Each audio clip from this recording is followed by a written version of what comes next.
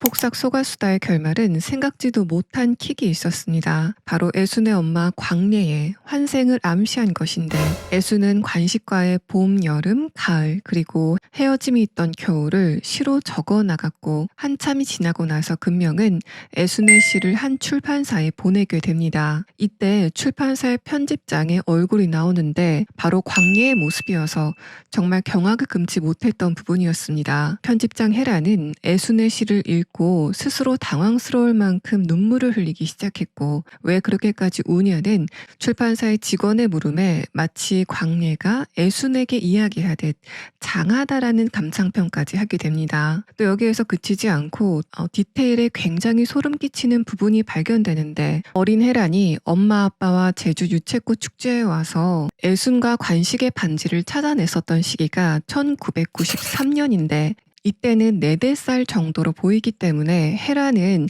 1987년에서 1988년 사이쯤 태어났다고 볼 수 있습니다. 그런데 애순의 꿈에 광례가 마지막으로 등장했던 시기가 금명이를 위해서 살던 집을 팔았었던 1988년도여서 애순의 꿈에 마지막으로 나타났던 때와 환생을 해서 헤란으로 다시 태어났던 시기가 딱 들어맞는 상황입니다. 이렇게 따지면 광례는 애순이 10살이었던 해, 그러니까 61년도쯤에 사망을 했는데 27년간을 남은 애순을 지켜보느라고 환생을 하지 못하고 있었던 것으로 보입니다. 어쨌든 헤란이라는 이름으로 태어난 광례는 좋은 부모님 밑에서 든든하게 지원받으면서 하고 싶은 거 다 하고 행복하게 성장을 했습니다. 광례는 생전에 애순에게 책상에 앉아서 떵떵거리는 삶을 살아라 라고 했었는데, 다시 태어난 헤랑의 책상 위 끌로이라는 이름을 봤을 때는 헤란이 유학도 다녀왔다는 것을 알 수 있어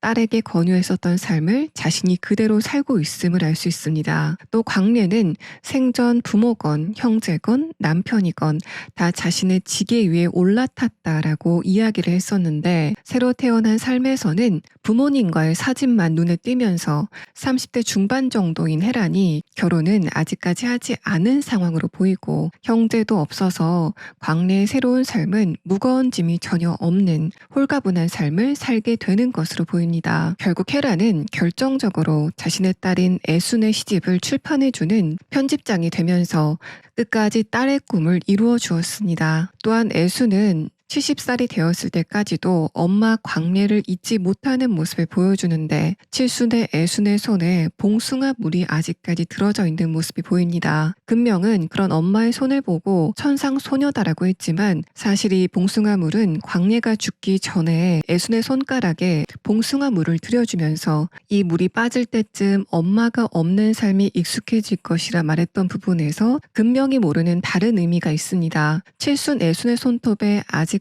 가득하게 남아있는 봉숭아 물은 칠순이 되어서도 엄마에 대한 그리움이 전혀 희석이 되지 않고 있다는 것을 시각적으로 보여주는 장치입니다. 특히 이 초밥, 바로 직전 장면에서 애순은 너무 일찍 세상을 떠난 엄마 관례를 그리워하면서 초밥을 입에 넣어주고 싶다고 했습니다.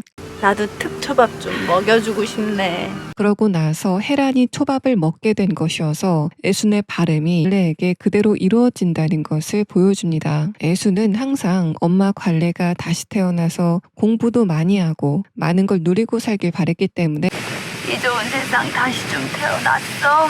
그 원하던 책상에 좀 앉아서 여봐라 좀 하고 살지. 애순의 바램을 통해 관례가 헤란으로 다시 태어났다고도 볼 수 있습니다. 또 이런 세계관이라면 이 생에서 고생만 한 관식도 꼬부기처럼 변신을 해서 다시 태어나게 될 것으로 보이는데, 마지막에서 관식은 레이벤을 쓰고 지프차를 타고 미국에도 가고 싶다고 하면서 관식의 다음 생을 예고하고 있는 상황입니다. 광례가 죽어서도 애순이 걱정돼서 환생이 30년 가까이 늦어진 만큼 관식도 애순을 기다렸다가 같이 환생을 하게 되는 것은 당연한 것 같고, 마지막 이 장면의 나레이션은 다시 만날 봄까지 만날 봄인 듯 살겠습니다.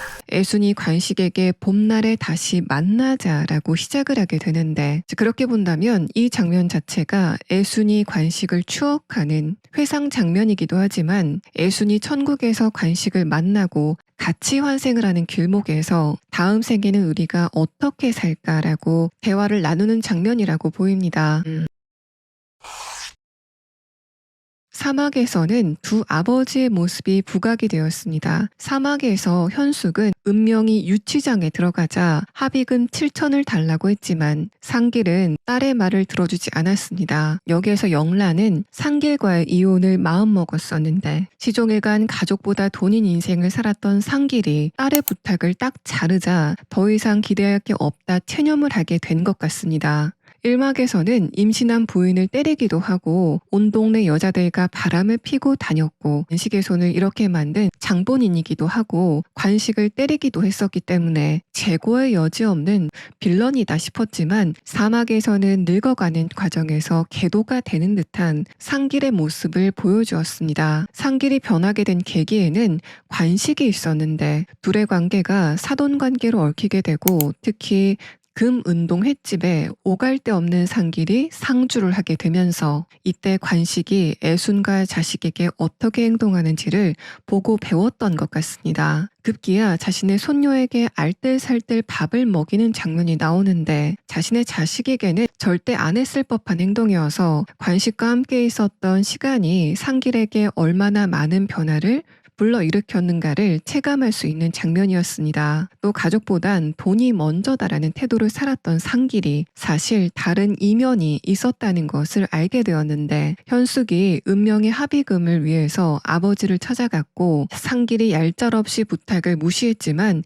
뒤에서는 경찰에게 로비까지 해가면서 은명에게 죄를 뒤집어 씌운 철용을 찾아다녔다는 것입니다. 경찰에게 로비를 했었던 자금을 보면 저 돈이면 현숙이 부탁한 합의금을 그냥 줘도 됐었겠다 싶을 정도로 많은 돈이었지만 합의금을 주지 않고 경찰에게 로비를 하는 데는 상길만의 이유가 있었습니다. 야, 너만 생각 있냐? 나도 생각 있어. 내가 더 생각 있어.